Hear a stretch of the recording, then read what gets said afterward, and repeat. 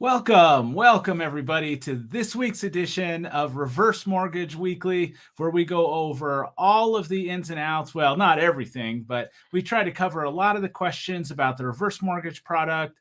Who's a good fit for it? What is it? And really, we created these town hall style Zoom meetings. Now, this is actually a webinar that we stream live. So anybody who's on the actual webinar right now, you can stop, you can ask questions. Those of you who are seeing this on Facebook or YouTube, this is basically just a live broadcast of the webinar that we do every single week at 2 o'clock Mountain Time, 3 o'clock Central Time about the reverse mortgage product. Well, my name is Zach Smith. I'm your host today and every week for Reverse Mortgage Weekly. And I'm here to talk about the reverse mortgage program.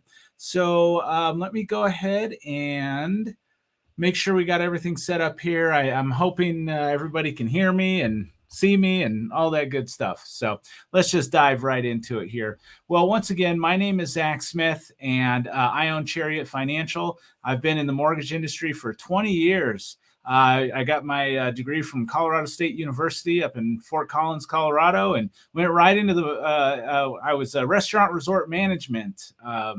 I got a degree in that and went right into the mortgage business. Perfect fit, right? So I've been originating these loans for, probably about 8 years now. We have made it our specialty. I would say probably about 6 years ago, I really made a decision to really put a lot of eggs in this basket. I just saw how the program was changing a lot of my clients' lives, and I thought to myself, you know what?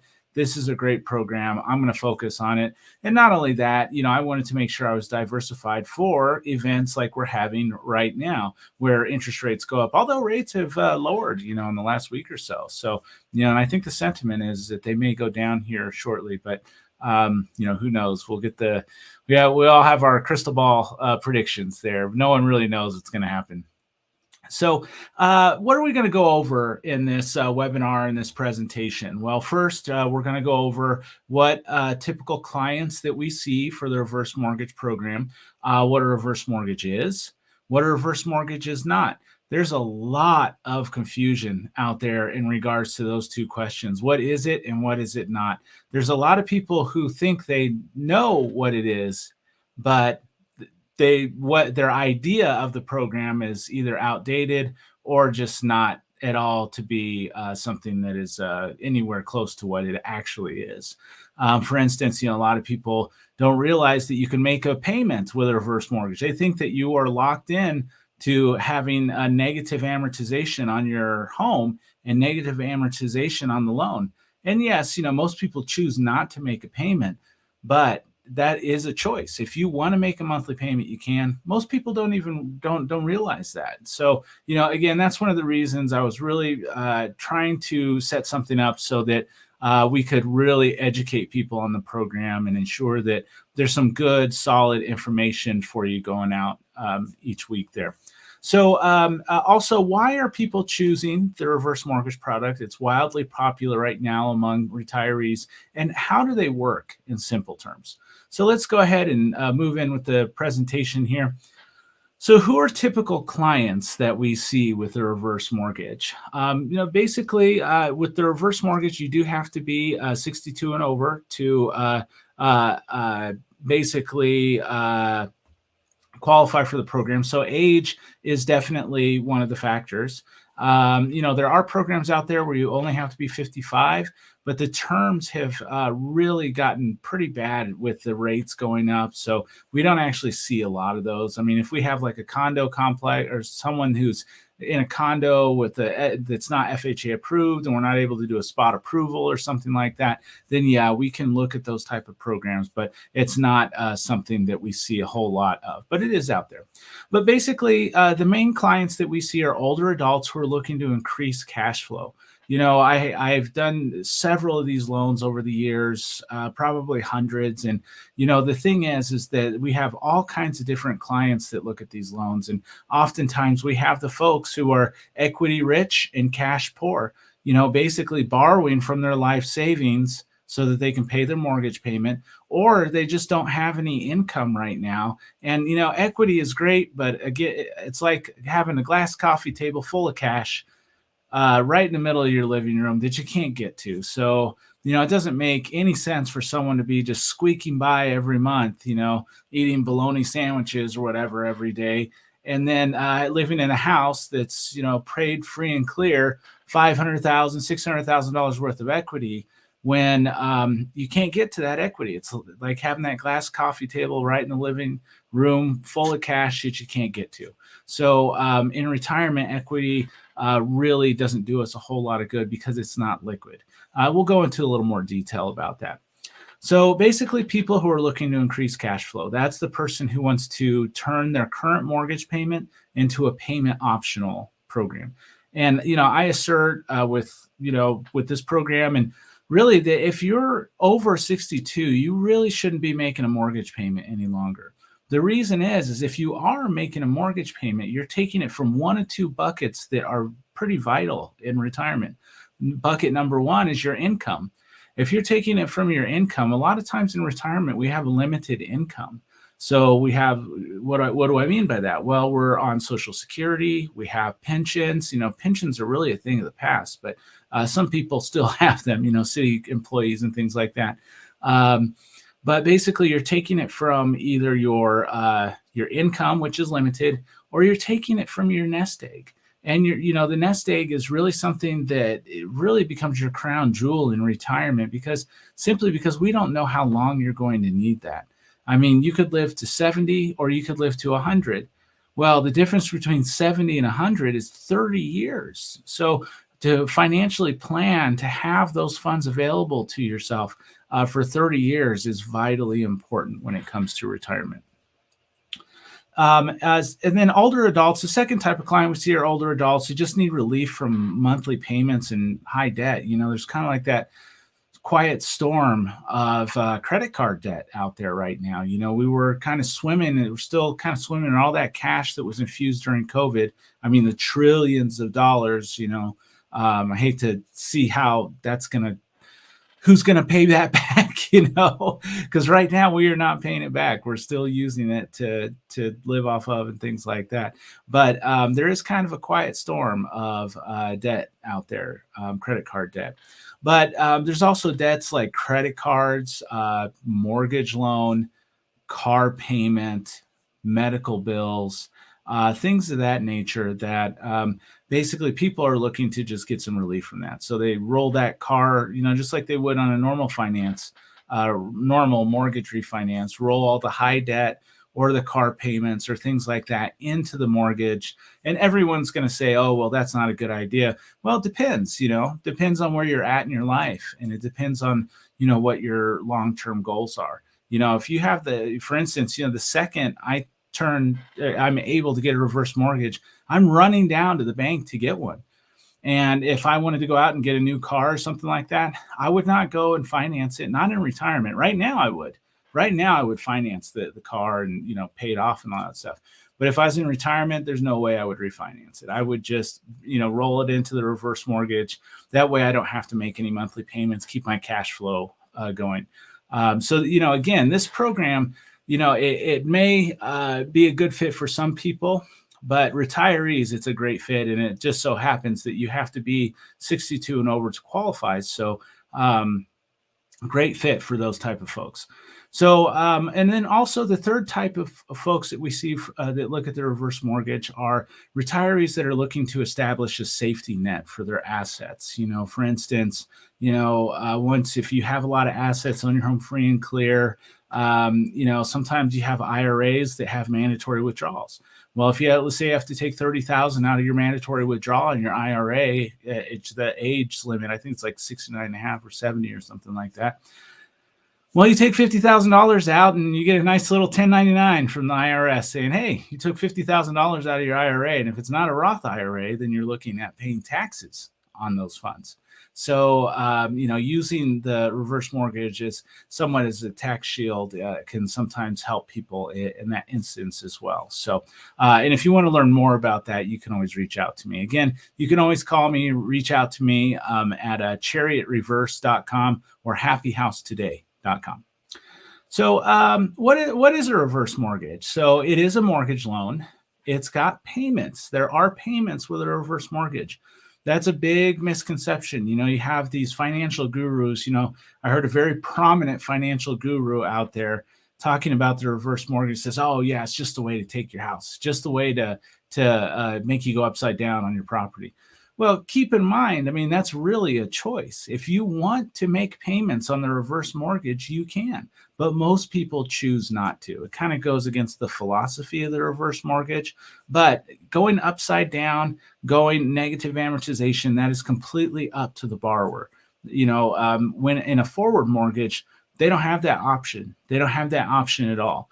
On a forward mortgage, you are required to make those monthly payments. And if you don't, not only are you going to get a late payment, you're going to get late fees, and you're also going to possibly get the home into foreclosure. Whereas with a reverse mortgage, you have the option. If you want to make the monthly payment, you can. Again, I don't think that it does people any good in retirement because you're either taking it from your income or you're taking it from your assets. Those are two things. Those are two buckets that you really want to keep solvent during that time.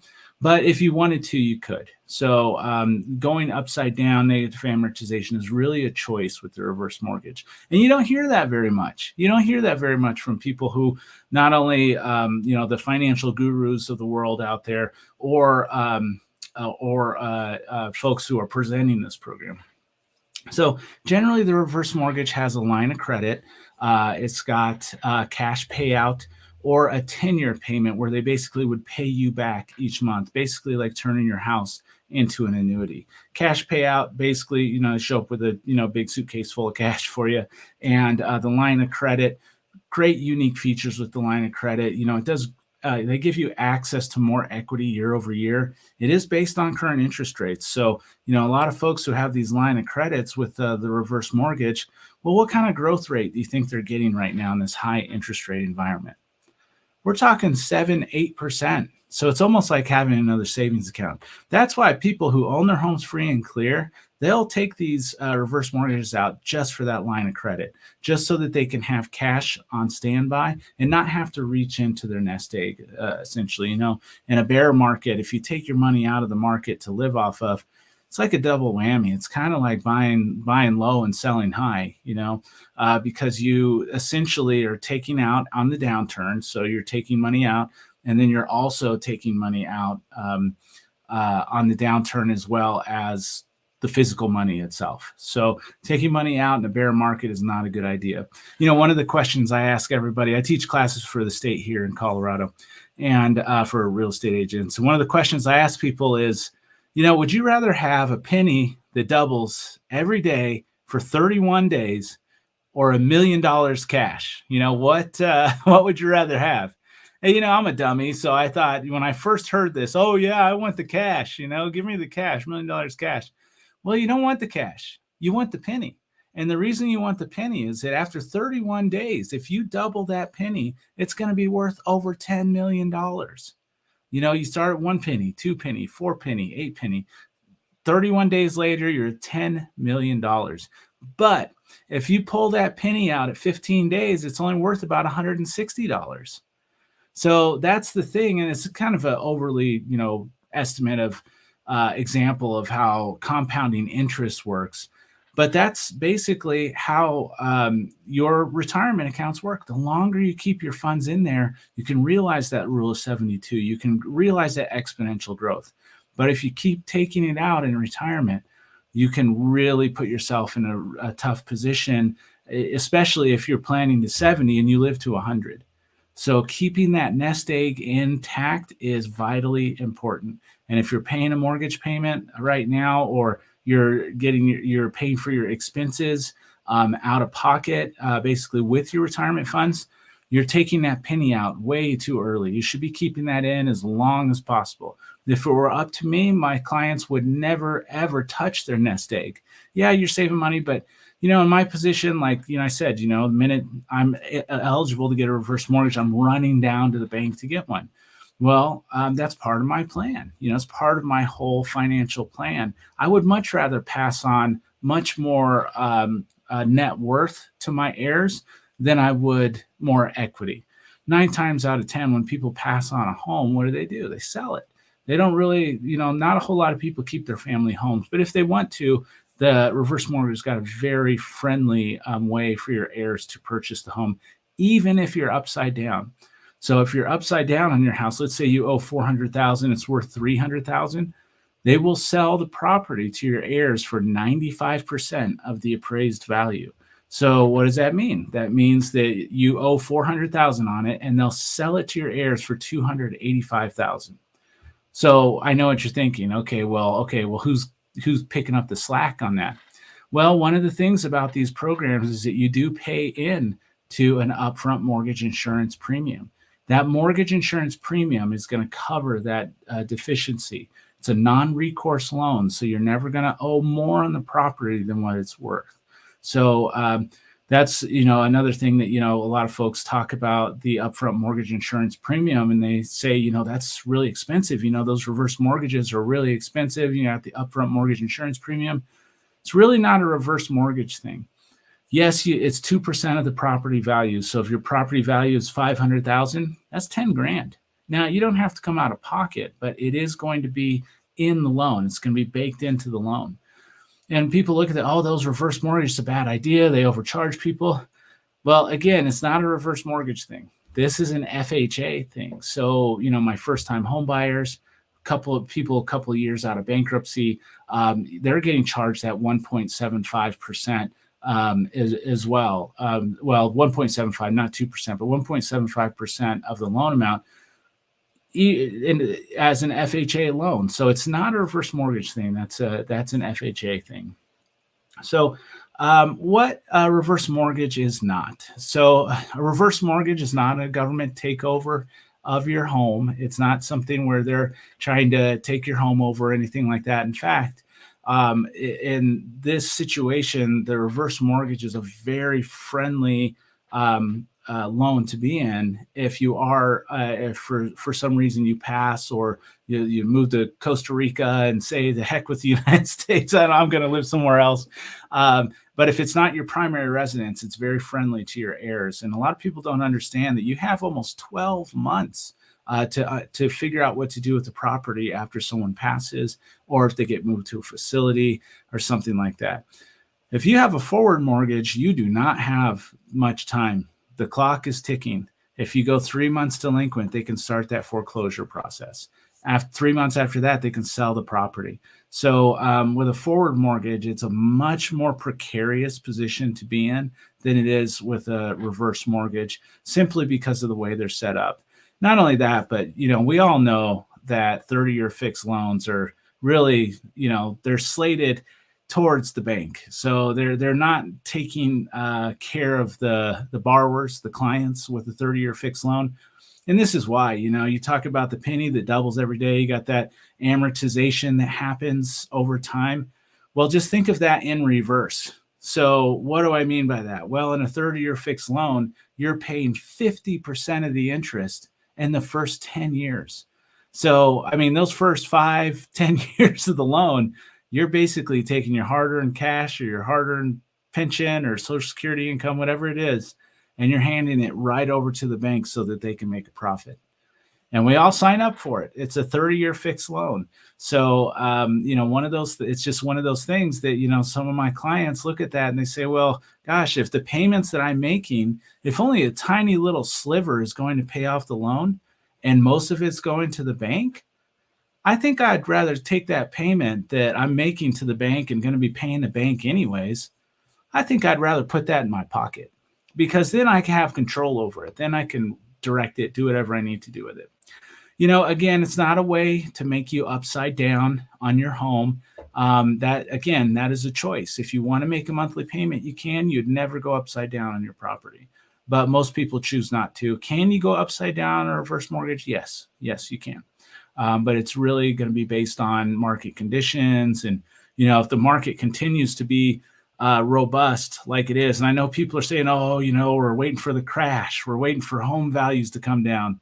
My gosh, Freddie Mac, huge organization, quasi-governmental organization, did an incredibly intense study back in 2020 about the future of the housing market, because things were going pretty crazy in 2020, mainly because there was so much, people were buying homes, interest rates were really low. It was just pandemonium.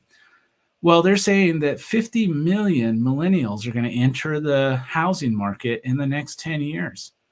And we see it right now. And where you can really see it is with the hedge fund groups, corporations, corporate landlords buying up swaths of properties all in the suburbs.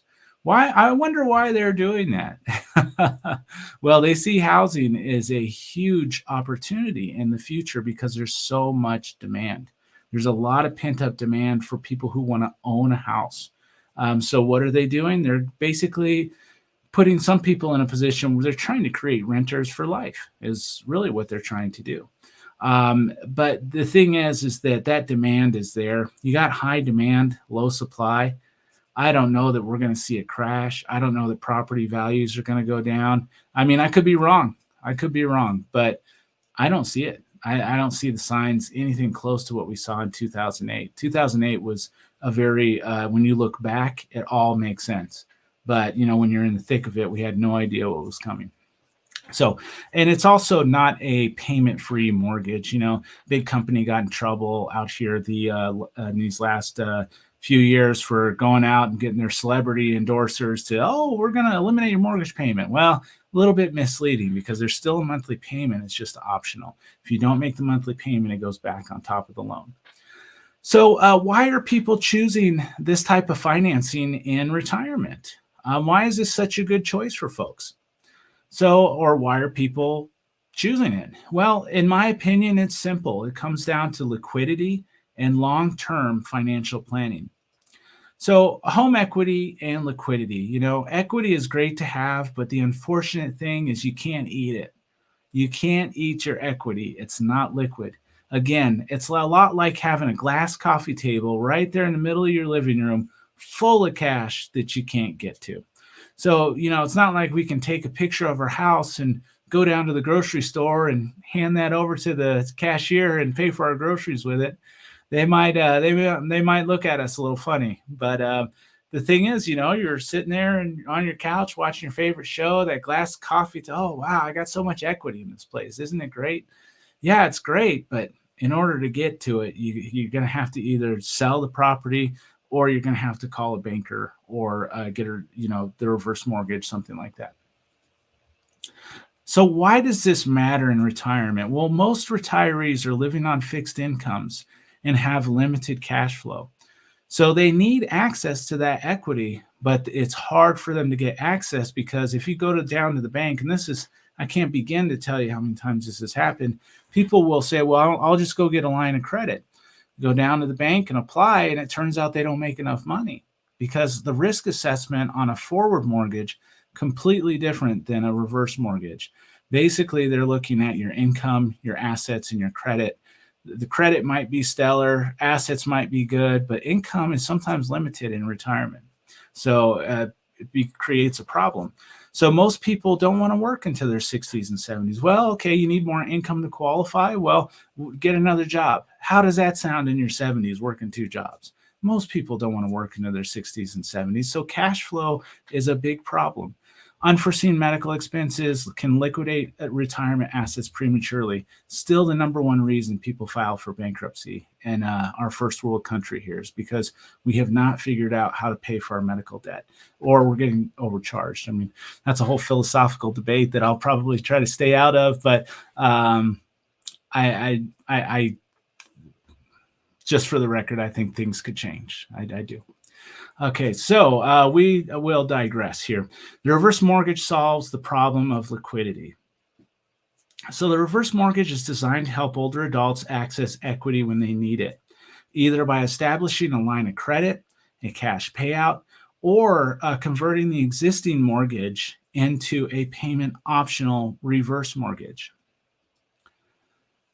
So basically, that way you can access that equity. Basically, that glass coffee table full of cash, just reverse mortgage just installs a drawer, take it out when you need it. When you don't need it, you can just put it, you don't have to take it. That's why people love the line of credit. The money's there if you need it, but if you don't need it, you don't have to take it. It's much like a financial safety net. So the reverse mortgage is a financial planning tool. This is again one of the things that people don't talk about with this program. Especially people who are call themselves fiduciaries, financial planners that are bound by making decisions on their clients' best interests. Well, what do you think people's largest asset is in retirement by far for most people, for most Americans? Well, it's their home. Their home is their largest asset, and to ignore that in the financial planning is not, in my opinion, it's not wise. And not only my opinion, but there's been several studies that show. Sachs and Sachs did a study. Texas Tech did a study. Every single study shows that if you incorporate home equity into your financial planning process, your survivability rate of your assets grows exponentially. So there's different types of reverse mortgage loans. The most popular one is the HECM. Well, what the heck is a HECM? Well, the term HECM stands for Home Equity Conversion Mortgage, FHA's version of the reverse mortgage program, and it's also the most common. HECM loans are administered by HUD and come with certain protections for the homeowners, non-recourse feature. You're never going to owe more on the property than what it's worth. Bank failure security, increased access to funds over time with that line of credit. Well, we know who this fella is. This is old Tom Selleck and his legendary mustache. He hit the nail right on the head when he said the reverse mortgage loan is just like any other loan. The only difference is how you pay it back. Well, the reverse mortgage is still a mortgage. You still have a monthly payment, but this payment is optional. So if you choose not to make it, let's say you have a $1,500 mortgage payment right now. And what if tomorrow that was gone? What if you didn't have to make that tomorrow? Well, that issue of cash flow, of maybe having to work a second job or find a way to make ends meet, well, that pretty much gets solved overnight. There's I make it sound that easy. You still have to qualify. You still have to go through the process, all of that. But the reverse mortgage program will nullify those concerns if you qualify. So if you choose not to make a monthly payment, the balance will grow every month. Taxes and insurance usually are paid separately. The two biggest myths I run into with the reverse mortgage is, number one, you'll be upside down on your home within a few years. Like it magically will just balloon up in the next few years. That doesn't happen at all. Now, you can go upside down, but it's a really slow process. Remember, we can only go to 40 or 45% on your loan to value with these. So you have to have a lot of equity in your home to do a reverse mortgage. So you no longer have title to the home. That's the other one that I find. Oh, well, the bank takes your house. No, this is not even close to the truth. So that's not true at all. Those are both false. 3 ways to structure your reverse mortgage. I went over these briefly. You can get a line of credit that grows year over year. You get more access year over year, and there's no required monthly payment. Cash payment, basically just get an infusion of cash, or a tenured payment, which is kind of like turning your home into an annuity. So how is the amount qualified determined?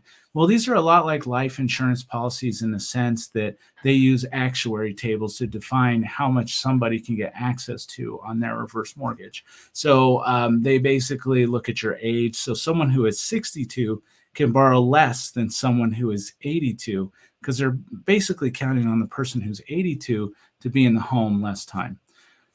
Well, that's all I got for you today. If you have questions for me, once again, my name is Zach Smith. I own Chariot Financial. You can reach me at chariotreverse.com.